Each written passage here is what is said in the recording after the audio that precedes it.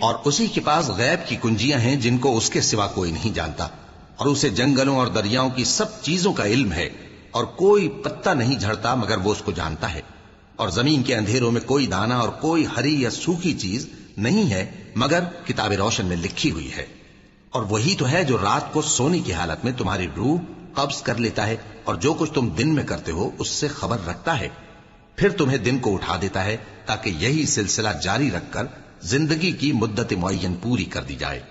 پھر تم سب کو اسی کی طرف لوٹ کر جانا ہے، پھر وہ تم کو تمہارے عمل جو تم کرتے رہتے ہو ایک ایک کر کے بتائے گا،